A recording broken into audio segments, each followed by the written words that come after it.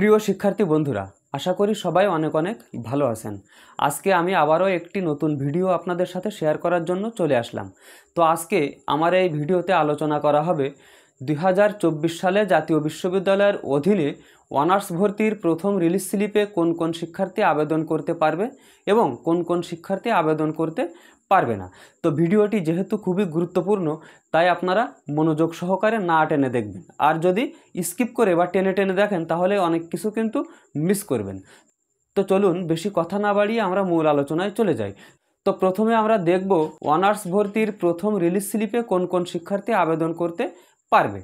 যে সকল শিক্ষার্থীরা সঠিকভাবে প্রাথমিক আবেদন সম্পন্ন করেছিল কিন্তু কোনো মেধা তালিকায় চান্স না পাওয়ার কারণে ভর্তি হতে পারেনি, সেই সমস্ত শিক্ষার্থীরা কিন্তু প্রথম রিলিজ স্লিপে আবেদন করতে পারবে। আর যে সমস্ত শিক্ষার্থী বন্ধু সঠিকভাবে প্রাথমিক আবেদন সম্পন্ন করেছিল এবং মেধা তালিকার কোনো একটি পর্যায়ে সাবজেক্ট পেয়েছিল কিন্তু সেই সাবজেক্টে সে ভর্তি হয়নি, সেই সমস্ত শিক্ষার্থীরা কিন্তু প্রথম রিলিজ স্লিপে আবেদন করতে পারবে।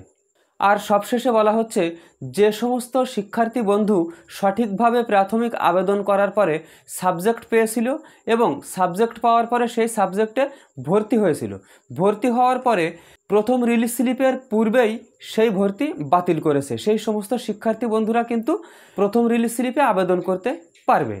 তো এখন আমরা আলোচনা করব যে কোন কোন শিক্ষার্থীরা 2024 সালে জাতীয় বিশ্ববিদ্যালয়ের অধীনে অনার্স ভর্তির প্রথম রিলিজ স্লিপে আবেদন করতে পারবে না। তো তার মধ্যে প্রথমেই হচ্ছে, যে সমস্ত শিক্ষার্থীরা 2024 সালের ভর্তি প্রক্রিয়ায় এখনও অংশগ্রহণ করেনি, অর্থাৎ প্রাথমিক আবেদনই করেনি, সেই সমস্ত শিক্ষার্থীরা কিন্তু প্রথম রিলিজ স্লিপে আবেদন করতে পারবে না। তারপরে হচ্ছে, যে সমস্ত শিক্ষার্থীরা প্রাথমিক আবেদনের সময় শুধু অনলাইন করেছিল কিন্তু কলেজে 350 টাকা জমা দিয়ে প্রাথমিক আবেদনটি নিশ্চিত করেনি, সে সমস্ত শিক্ষার্থীরা কিন্তু প্রথম রিলিজ স্লিপে আবেদন করতে পারবে না।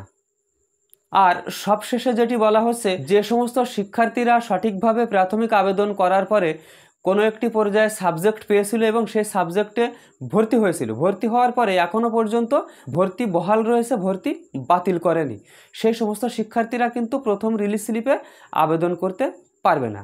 তো প্রিয় শিক্ষার্থী বন্ধুরা, আমি এখানে আপনাদের সাথে আলোচনা করার চেষ্টা করলাম যে কারা কারা 2024 সালে জাতীয় বিশ্ববিদ্যালয়ের অধীনে অনার্স ভর্তির প্রথম রিলিজ স্লিপে আবেদন করতে পারবে আর কারা কারা আবেদন করতে পারবে না।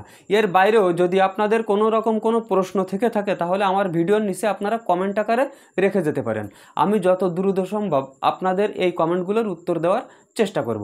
তো পরবর্তীতে আরও সুন্দর সুন্দর আপডেট সহ ভিডিও নিয়ে আসার প্রত্যাশায় আজকের মতো এখানেই বিদায়। আল্লাহ হাফেজ।